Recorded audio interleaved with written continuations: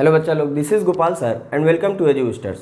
आज जो topic discuss करेंगे वो आपके एग्ज़ाम के लिए बहुत इंपॉर्टेंट होगा, चाहे वो बीएससी सेकेंड ईयर वाले हों, क्योंकि बीएससी सेकेंड ईयर का ये फिजियोलॉजी टॉपिक होता है, आप लोग अच्छे से जानते हैं। और सेमेस्टर वाले जो बच्चे हैं उनके में बीएससी फर्स्ट ईयर के सेकेंड सेमेस्टर में ऑलरेडी फिजियोलॉजी दिया हुआ है। और डाइजेशन का या डाइजेस्टिव सिस्टम का कितना इंपॉर्टेंस है, कितना बड़ा रोल है, ये आप लोग अच्छे से बखूबी जानते हैं।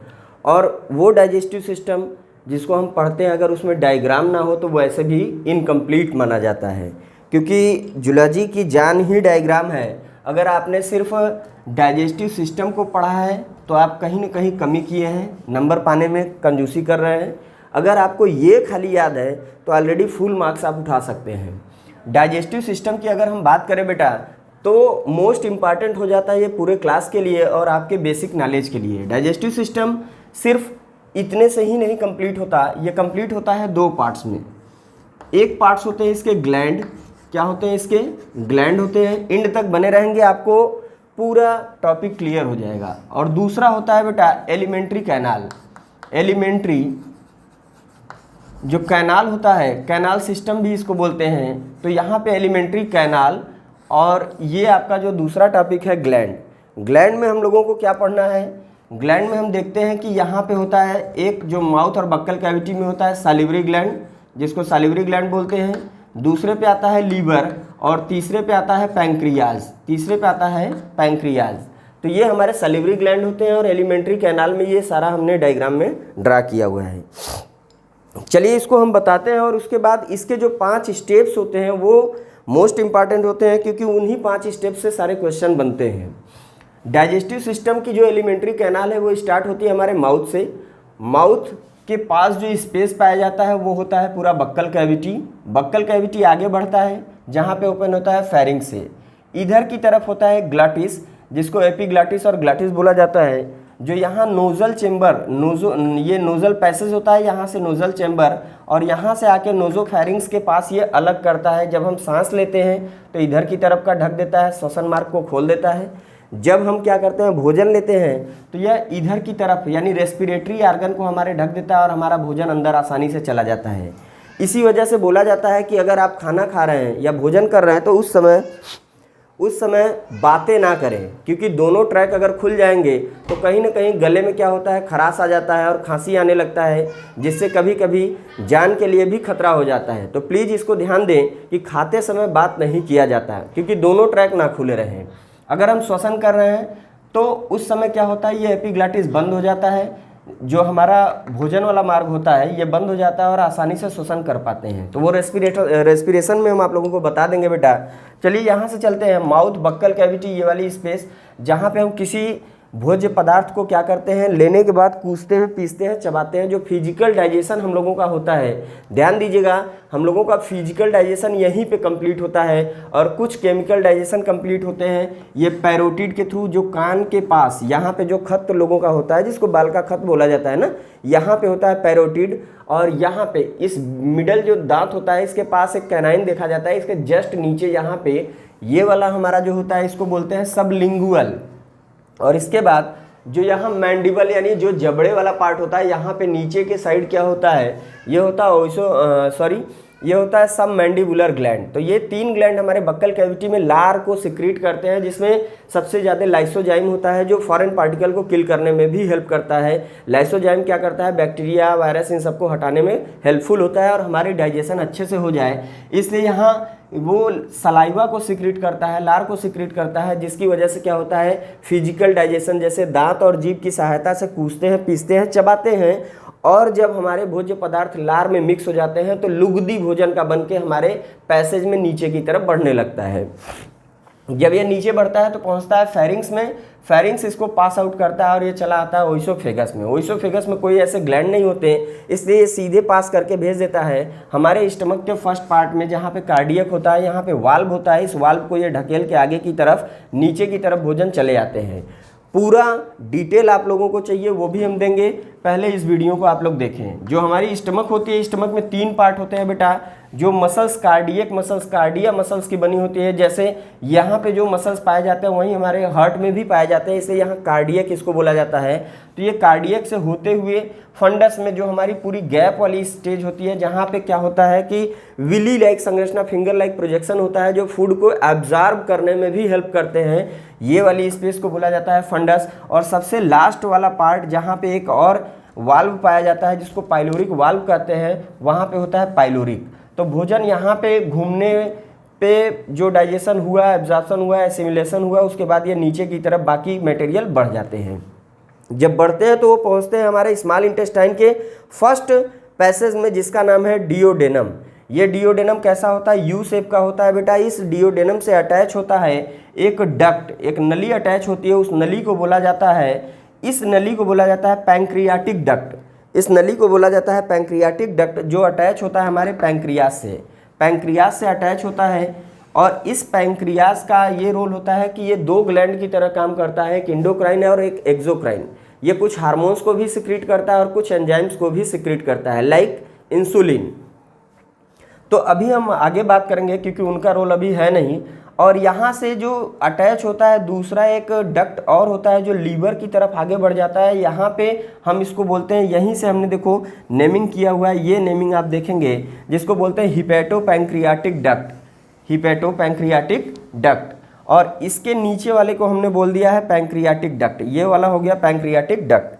अब जस्ट हम इसके ऊपर की तरफ बढ़े, ये व्हाइट वाला आपको दिख रहा होगा। जब हम इधर की तरफ आएंगे तो इस पूरे डक्ट को क्या बोला जाता है? Bile duct. इसको कॉमन बाइल डक्ट बोला जाता है, जो लीवर से निकल के पैंक्रियाज और गाल ब्लैडर में जाता है, इसलिए इसको कॉमन बाइल डक्ट बोलते हैं। जब ये आगे बढ़ता है तो इसी के पास होता है गाल ब्लैडर, इसी नली से अटैच होता है जो लीवर से आके ओपन होता है। ये होता है गाल ब्लैडर, जिसमें बहुत से लोगों को आपने सुना होगा स्टोन हो गया। ये कोलेस्ट्रॉल का एकत्रित होना ही स्टोन होता है और कुछ नहीं है। तेल मसाला बंद कर दो, सारी चीज़ें क्लियर। तो यहाँ पे जब हम आएंगे, अब देखो वो क्या होता है कि जब हम तेल मसाला खूब ज़्यादा रूप में खाते हैं तो यहाँ तेल क्या होते हैं? चिकने होते हैं। और इस नलियों के चारों तरफ ऐसे एक बाउंड बना देते हैं, एक बाउंड्रीज बना देते हैं, जिससे क्या होता है, जैसे पाइप में हम खूब घी उड़ेलें और उस पाइप से पानी को डालें तो पाइप से पानी जाने में बाद में प्रॉब्लम हो जाएगा, लेकिन उसको हम क्लियर कर दें, घी हटा दें और पानी डालें तो आराम से चला जाता है। तो वो घी, तेल, ये सब क्या करते हैं, एक वहाँ पे एक सरफेस क्रिएट करते हैं, जिसकी वजह से एक अपना रूट तैयार कर लेते हैं जो बाहर की चीज़ों को जाने में परेशानी पैदा करता है। इसी वजह से गाल ब्लैडर की जो सिक्रीशन होती है वो बंद होने लगती है धीरे धीरे कोलेस्ट्रॉल के एकत्रित होने से। जो ये गाल ब्लैडर की नली है जो आके अटैच होती है लीवर की नली से, उसको बोलते हैं सिस्टिक डक्ट। गाल ब्लैडर की नली लीवर की नली से अगर अटैच हो रही है तो इसको बोलते हैं सिस्टिक डक्ट। और जो यहाँ से अटैच होके पूरा आगे बढ़ने वाला है उसको बोलते हैं हिपैटिक डक्ट। ये हमारा ऊपर की तरफ चले जाएंगे तो लीवर होता है। लीवर 2 भागों में बटा होता है।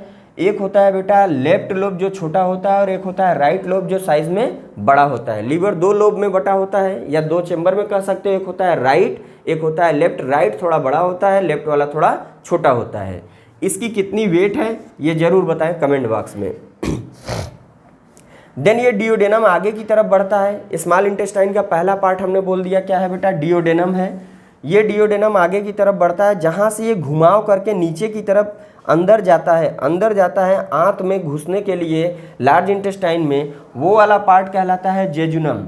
जेजुनम अंदर की तरफ जाता है और ये यहाँ तक जेजुनम होता है, छोटा सा पार्ट होता है। उसके बाद स्टार्ट हो जाती है क्वाइलिंग फॉर्म, जो डेंस क्वाइलिंग होती है, बहुत ज़्यादा घुमावदार होती है, उसको हम लोग बोलते हैं। जैसे मान लीजिए कि ये हो गया कुछ इस ढंग से एक धागे को ले लें और इतना घुमा के रख दें तो ये स्मॉल इंटेस्टाइन का पार्ट है जिसको बोलते हैं इलियम।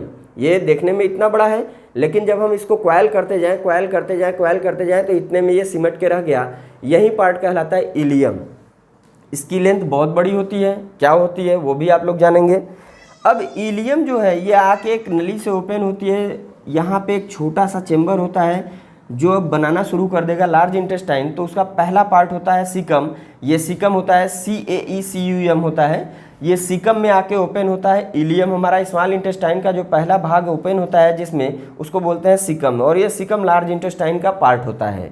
सीकम से अटैच होते हैं क्रीमी लाइक स्ट्रक्चर जिसको अपेंडिक्स बोला जाता है। ये छोटी सी कीड़े नुमा संरचना होती है जो क्या होती है कि स्टार्च का डाइजेशन न होने के वजह से कभी कभी इसमें सड़न या स्वेलिंग पैदा हो जाती है, जिससे भोजन का न पचना, फीवर आना, पेट में दर्द ये चालू हो जाता है, जिसकी वजह से इसको कट करके निकाल दिया जाता है। इसका रोल अब नहीं है क्योंकि ये हम लोगों के लिए वेस्टिजियल आर्गन है, अवशेषी अंग है। पहले ये हुआ करते थे, क्यों? क्योंकि लोग क्या करते थे, जंगलों में रहते थे, कुछ भी मिला खा लेते थे, तो सबकी डाइजेशन आई मीन सेलुलोज की डाइजेशन के लिए ये पाया जाता था। अब ये ऐसा नहीं है, जबकि दीमक में आज भी सेलुलोज का डाइजेशन बहुत अच्छे से होता है, ये आप लोग जानते हैं। अब ये सीकम के आगे जब हम लार्ज इंटेस्टाइन में बढ़ेंगे, large intestine, small intestine larger होता है, लेकिन ये लार्ज इंटेस्टाइन जो होता है स्मॉलर होता है। और ये लार्ज इंटेस्टाइन जब हम आगे की तरफ बढ़ते हैं तो इसको बोलते हैं असेंडिंग कोलन, बढ़ते हुए क्रम में आगे जाता है। और जब ये कुछ इस ढंग से दिखलाई देता है, इस वाले पोर्शन में हमारे यहाँ पे जो स्लिट होता है, स्लिट के जस्ट नीचे इंटेस्टाइन हमारी शुरू होती है।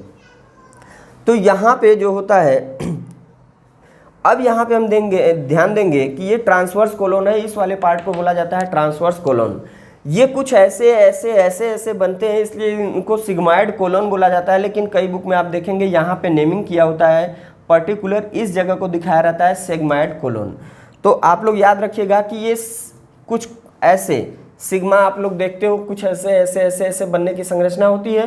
तो यहाँ पे कुछ इस ढंग से क्वेलिंग किया रहता है, इस वजह से इसको सिग्माइड कोलन भी बोलते हैं। ये आगे बढ़ के जाता है, इस हिस्से को यहाँ से यहाँ तक की जो घुमाव वाली क्वेलिंग वाली पार्ट है, इस वाले पोजीशन को बोला जाता है डिसेंडिंग कोलन। ये डिसेंडिंग कोलन आगे की तरफ जाता है, जिसको सिग्माइड कोलन बोले हैं। और कुछ पल के लिए यहाँ पे जो वेस्ट मटेरियल होते हैं वो रुके रहते हैं, और बाद में क्या होता है, इस लार्ज इंटेस्टाइन का जो एक पार्ट है रेक्टम, वहाँ पे एकत्रित होते हैं फिकस मैटर, और एनस के थ्रू क्या होता है, ये बाहर निकल जाते हैं। एनस के थ्रू क्या होते हैं, बाहर निकल जाते हैं। लार्ज इंटेस्टाइन में आपको बता दें कि कुछ भी नहीं होता, सिर्फ वाटर का एब्जॉर्प्शन होता है, जबकि हमारे स्मॉल इंटेस्टाइन में जितना भी डाइजेशन होना होता है वो कंप्लीट हो जाता है। तो ये तो रही बात बेटा इन सब की। जरा हम इससे हटके स्क्रीनशॉट ले लीजिए, हो गया। तो आगे हम थोड़ा सा आप लोगों को बताना चाहेंगे कि हमारी डाइजेस्टिव सिस्टम जो होती है, यानी कि जो पूरी डाइजेस्टिव सिस्टम है, ये सिर्फ इतने में नहीं कंप्लीट होती। इनका एक रोल और होता है। जब हम क्या करते हैं कि भोजन लेते हैं तो पहले यही माउथ से लेते हैं। तो यहाँ पे पहली जो पार्ट होती है वो होती है इंजेक्शन। जैसे आपको इंजेक्ट किया जाता है,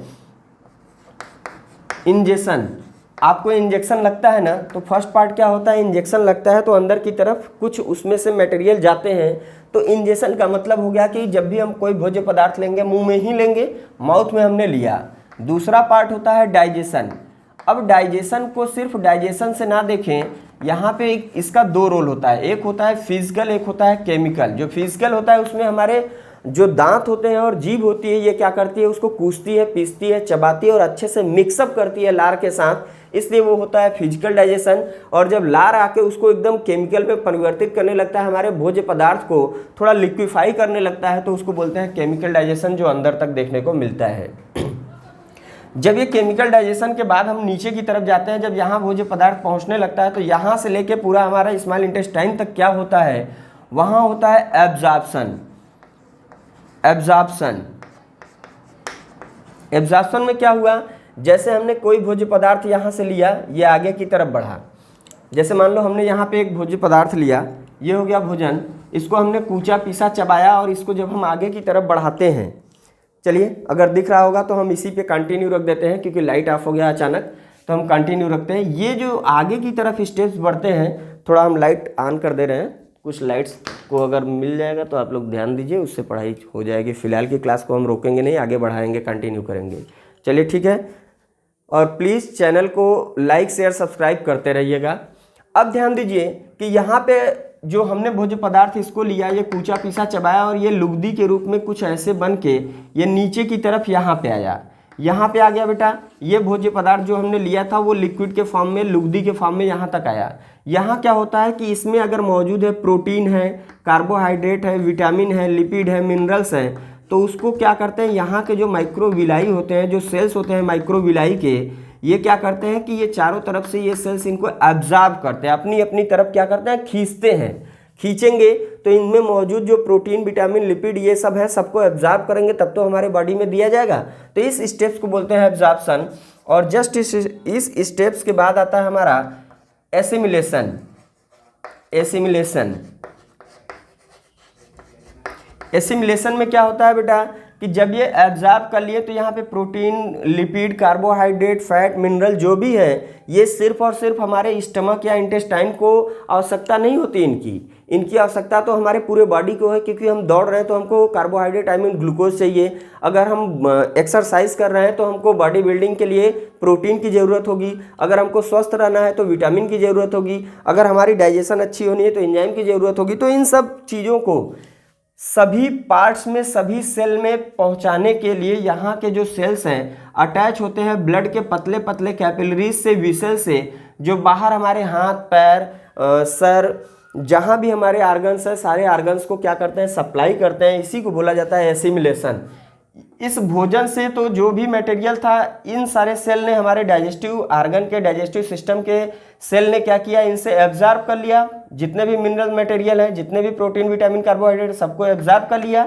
लेकिन ये सेल अपने पास नहीं रखते, ये जितना यूज होता है करते हैं, बाकी ब्लड वेसल्स में ब्लड के थ्रू फ्लो कर देते हैं, जो कि हमारे बॉडी के पूरे पार्ट में सप्लाई हो जाता है। उसको बोलते हैं एसिमिलेशन। लेकिन अब इसमें से ये जो मटेरियल हमारे बॉडी में आया हुआ था, यहाँ पे तो था सिर्फ प्रोटीन, विटामिन, लिपिड, कार्बोहाइड्रेट के अलावा जैसे हमने रोटी खाया, दाल खाया या कोई सेव, संतरा ये सब खाया, तो इन सब में मटेरियल और भी तो होते हैं। जो वेस्टेज मटेरियल होते हैं उनको ये एब्जॉर्ब नहीं करते, उनको आगे पास आउट करते हैं। ये हमारे स्मॉल इंटेस्टाइन में आता है, जो एब्जॉर्ब किया जाता है तो किया जाता है नहीं, फिर लार्ज इंटेस्टाइन में भेजा जाता है। उसमें जो वाटर की अमाउंट होती है उसको एब्जॉर्ब कर ली जाती है, बाकी सबको रेक्टम के पास भेज दिया जाता है। और कुछ समय बाद ये एनस से क्या करते हैं, इसको इजेस्ट कर देते हैं। इजेस्ट का मतलब होता है बाहर की तरफ निकालना, जिसको बोलते हैं EGESTION, इजेशन। तो ये रही बेटा हमारी डाइजेस्टिव सिस्टम की फुल क्लास। अगर आपको अच्छी लगी हो तो प्लीज़ चैनल को लाइक, शेयर, सब्सक्राइब करना ना भूलना। और प्लीज़ कमेंट करके ज़रूर बताएं वीडियो कैसा लगा। नोट्स के लिए हमारे टेलीग्राम चैनल को ज्वाइन करें और जितने लोगों को शेयर कर सकते हैं प्लीज़ शेयर करिए। ये BSc सेकेंड ईयर के लिए और BSc first year second semester के लिए मोस्ट इंपॉर्टेंट क्लास है। Thank you for watching my video. चलिए लास्ट टाइम लाइट भी आ गया, लेकिन इसका अब क्या रोल है देख लीजिए।